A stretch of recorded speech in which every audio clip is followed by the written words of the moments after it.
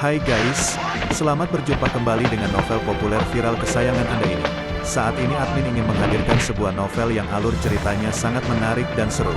Novel ini berjudul Kaisar Agung Seni Bela Diri. Sebelum mengikuti keseruan ceritanya, mohon bantuan kalian untuk subscribe, like, dan share video-video yang ada di channel ini. Selamat menikmati.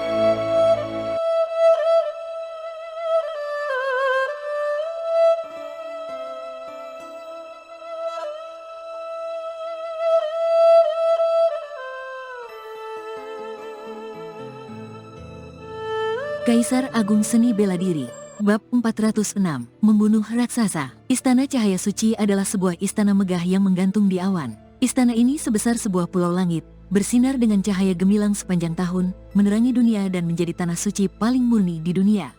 Putra Dewa Matahari dianggap sebagai jenius terbesar dalam puluhan ribu tahun terakhir. Dikatakan sebagai reinkarnasi dari Dewa Matahari, dengan garis keturunan yang sangat mulia dan tertinggi di dunia. Untuk melanjutkan garis keturunan mulianya, Istana Suci telah memilih 108 tunangan terbaik untuknya. Ketika kekuatannya mencapai puncaknya, salah satu dari 108 tunangan ini yang paling unggul akan menjadi istrinya untuk melanjutkan garis keturunannya di dunia. Kedudukannya sangat tinggi, setara dengan penguasa Istana Suci. Kini, salah satu dari 108 tunangannya telah dibunuh, yang tidak diragukan lagi merupakan tantangan terhadap kehormatan tertingginya. Dia berada di udara, dengan deretan cincin ilahi di belakang kepalanya. Tubuhnya diliputi cahaya suci yang gemilang, sangat mendalam. Tampaknya pandangannya menembus kekosongan, memancarkan dua sinar ilahi yang menakutkan. Tidak peduli siapa orang itu, berani membunuh tunanganku, dia harus membayar dengan darah.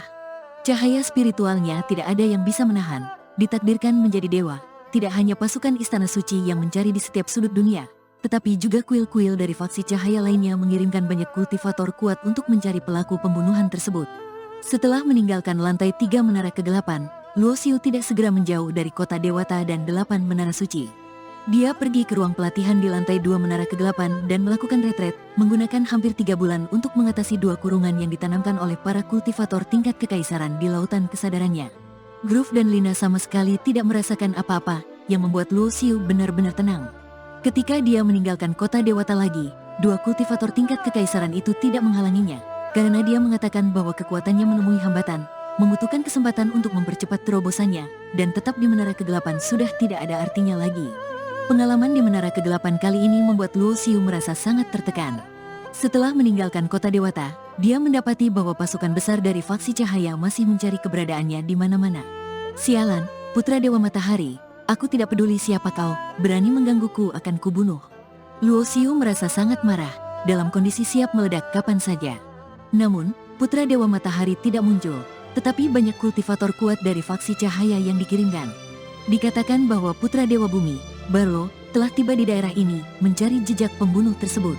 Putra Dewa Matahari tidak muncul, konon sedang memahami gulungan kuno untuk menguasai teknik ilahi yang luar biasa. Baru saja meninggalkan kota Dewata, Luo Xiu sudah mendengar banyak nama kultivator kuat dari faksi cahaya. Di dunia Istana Suci, ada 8 kuil, 4 diantaranya milik faksi cahaya, dan 4 lagi milik faksi kegelapan. Kuil cahaya adalah Istana Suci, kemudian kuil bumi, kuil api, dan kuil petir adalah bagian dari faksi cahaya. Sedangkan kuil kegelapan, kuil angin gelap, kuil es dan salju, serta kuil ruang adalah bagian dari faksi kegelapan. Selain itu, ada beberapa penyendiri yang tidak tergabung dalam kuil manapun. Misalnya, di faksi kegelapan juga ada yang menguasai teknik api, tetapi tidak mungkin bergabung dengan kuil api dari faksi cahaya. Dan karena faksi kegelapan tidak memiliki kuil serupa, mereka menjadi penyendiri. Umumnya, kultivator seperti ini terpaksa bergabung dengan faksi yang berlawanan dengan kuil tempat mereka seharusnya berada. Selama tidak ada kultivator tingkat kekaisaran yang datang sendiri, siapapun yang datang, akan kubunuh, kata Luo Xiu dengan penuh kemarahan. Pengejaran dari faksi cahaya malah memberinya alasan untuk melampiaskan amarah. Dengan kekuatannya saat ini, kecuali para kultivator tingkat kekaisaran, dia tidak perlu tunduk kepada siapapun atau kekuatan apapun. Luo Xiu tidak berusaha mengubah penampilannya, dan memasuki sebuah kota megah bernama Kota Serigala Langit. Di dalam kota, beberapa orang bertubuh besar dengan pakaian kuil bumi sedang mencari jejak pembunuh tersebut. Orang-orang dari kuil memiliki kedudukan tinggi di dunia ini. Para kultivator kuil bumi seringkali menghentikan beberapa pejalan kaki di kota untuk menanyakan informasi. Kau, berhenti. Saat itu, seorang kultivator kuil bumi menghentikan Luo Xiu yang berjalan di jalan. Namun, Luo Xiu mengabaikannya dan terus berjalan. Aku bilang berhenti, kau tidak mendengar. Kultivator lain dari kuil bumi memperhatikan keributan tersebut, semua mengerutkan kening. Kalian pikir siapa kalian, berani berbicara seperti itu padaku? Luo Xiu menatap mereka dengan dingin. Betapa sombongnya, para kultivator kuil bumi sangat marah. Sebagai kultivator kuil, mereka memiliki kedudukan yang sangat tinggi. Kapan ada yang berani berbicara seperti itu kepada mereka? Kau ikut dengan kami. Kami curiga kau terkait dengan pembunuh tunangan putra Dewa Matahari. Seorang kultivator kuil bumi menunjuk Luo Xiu, tersenyum dingin. Apakah orang ini terkait dengan pembunuh atau tidak? Selama dibawa pergi, dia tidak akan bisa sombong lagi. Kau pikir siapa dirimu? Karena insiden di Menara Kegelapan, Luo Xiu merasa sangat marah. Jadi dia langsung menamparkan kultivator kuil bumi yang menunjuknya, membuatnya terbang. Kultivator itu terbang dan menyemburkan darah dari mulut dan hidungnya. Wajahnya setengah hancur dan pingsan di tempat. Kau, petik 2. Para kultivator kuil bumi lainnya terkejut. Orang yang ditampar sampai pingsan itu setidaknya adalah seorang kultivator tingkat raja. Kau siapa sebenarnya? Dua kultivator tingkat santo yang memimpin merasa tidak enak, dan secara diam-diam meraih manik komunikasi, siap untuk menghancurkannya kapan saja. Apa urusanmu siapa aku? Aku berjalan di jalanku sendiri, bukan urusanmu untuk menghentikanku, kata Luo Xiu dengan senyum dingin, menunjukkan sikap yang sangat tegas. Orang-orang di jalanan telah menyebar, mundur ke kejauhan. Banyak yang berbisik-bisik, bertanya-tanya siapa pria berbaju hitam ini yang berani menantang orang-orang dari kuil bumi.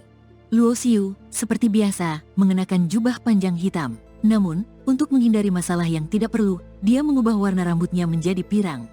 Kau dari faksi kegelapan? Seorang kultivator dari kuil bumi memperhatikan lencana kegelapan di dada Luo Xiu. Lencana itu adalah tanda dari faksi, hanya dimiliki oleh mereka yang pernah mengunjungi kota Dewata. Kami sedang menjalankan tugas. Meskipun faksi cahaya dan faksi kegelapan saling bertentangan, kami tidak berniat berkonflik denganmu, kata seorang kultivator tingkat santo dari kuil bumi. Kau bilang tidak ingin berkonflik, tapi diam-diam kau mengirim pesan, berpikir aku tidak bisa merasakannya. Luo Xiu tersenyum dingin, mencemooh. Seorang kultivator santo dari kuil bumi baru saja mengirim pesan dengan manik komunikasi. Saat berbicara, Luo Xiu tidak menahan diri. Dia memperkirakan bahwa mereka sudah mencurigainya. Jadi mereka mengirim pesan untuk meminta bantuan. Bang, dengan satu gerakan, Luo Xiu menamparkan kultivator santo yang mengirim pesan itu, membuatnya terbang, memuntahkan darah, dan beberapa potongan organ dalamnya. Para kultivator kuil bumi lainnya terkejut dan tidak berani bergerak, bahkan tidak berani menunjukkan ekspresi marah, takut menjadi korban berikutnya.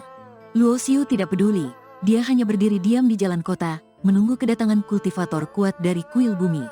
Di mana pembunuhnya? Tidak lama kemudian, suara penuh kewibawaan terdengar di atas kota serigala langit. Segera setelah itu, dua sosok muncul di udara. Keduanya bertubuh besar dengan aura yang menekan. Dua kultivator tingkat patriark, satu di tahap tengah, satu di tahap akhir. Haha, akhirnya datang, Luo Xiu berkata dengan nada dingin, melihat ke arah dua sosok di udara. Kau yang membunuh tunangan putra Dewa Matahari? Tanya kultivator tingkat patriark tahap tengah sambil memandang Luo Xiu dari atas. Apakah aku atau bukan urusan kalian? Putra Dewa Matahari saja tidak muncul. Kenapa kalian kuil bumi datang untuk mati? Luo Xiu tersenyum mengejek. Betapa sombongnya. Kau pikir kau layak membuat putra Dewa Matahari turun tangan? Kultivator tingkat patriark tahap tengah itu marah. Dan dalam sekejap dia menghilang dari udara. Muncul di depan Luo Xiu, mencoba menamparkan wajahnya. Kultivator kuil bumi menguasai teknik elemen tanah dan tubuh mereka diperkuat, membuat mereka kuat dalam pertempuran jarak dekat. Pria parubaya ini adalah kultivator tingkat patriark tahap tengah dengan tubuh kuat, tetapi tingkat penguasaan elemen tanahnya masih kalah dari Luo Xiu. Bang, dengan satu jari, Luo Xiu membuat lubang berdarah di tangan pria parubaya itu. Kultivator kuil bumi itu terkejut dan segera mundur dengan cepat. Sudah datang, kenapa pergi lagi? Luo Xiu mengejar dengan senyum dingin. Kau terlalu sombong, teriak kultivator kuil bumi tingkat patriark itu. Kekuatan elemen tanahnya berubah menjadi sungai besar, mencoba menenggelamkan Luo Xiu. Namun, dalam hal penguasaan elemen, Luo Xiu lebih unggul. Elemen kematian berubah menjadi api kematian yang membakar sungai elemen tanah itu. Boom! Pada saat yang sama, kultivator kuil bumi tingkat patriark tahap akhir juga bergerak. Tubuhnya tumbuh menjadi raksasa 10 meter. Tangannya yang besar mencoba menekan Luo Xiu. Raksasa adalah bagian dari faksi terang.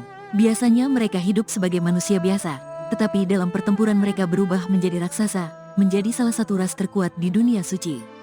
Cahaya gelap berkilauan di dantian Luo Xiu, tombak naga hitam muncul di tangannya.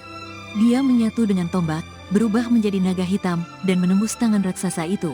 Darah mengalir deras, raksasa itu berteriak kesakitan, tangannya berlubang. Ini buruk, mundur cepat. Raksasa itu ketakutan, mengambil temannya di pundaknya dan melarikan diri dengan cepat. Menurut informasi, penguasa kota emas dengan tingkat Patriark 9 telah mati di tangan pembunuh ini. Mereka tahu bahwa mereka bukan tandingannya. Raksasa adalah anak kesayangan bumi. Mereka bergerak sangat cepat di tanah, jauh lebih cepat dari kultivator lain pada tingkat yang sama. Namun, kecepatan mereka tidak ada artinya melawan sayap roh Luo Xiu. Dalam sekejap, Luo Xiu sudah mengejar, menghantam kepala raksasa dengan tombak naga hitamnya. Pertahanan kuat raksasa itu tak berarti di hadapan tombak naga hitam. Kemudian, Luo Xiu menyapu tombaknya, membelah tubuh kultivator kuil bumi tahap tengah menjadi dua. Tombak yang hebat, Luo Xiu puas melihat tombak naga hitam di tangannya. Dengan 4 lapisan kurungan yang dibuka, kekuatannya setara dengan senjata suci, hampir seperti senjata tingkat Patriark. Ini adalah harta karun yang luar biasa. Dengan peningkatan penguasaan elemennya, bahkan jika kekuatannya belum mencapai tingkat itu, dia masih bisa memanfaatkan kekuatan senjata ini dengan lebih besar. Ketika 9 lapisan pembatas sepenuhnya dibuka, kekuatannya akan sangat luar biasa, sulit dibayangkan.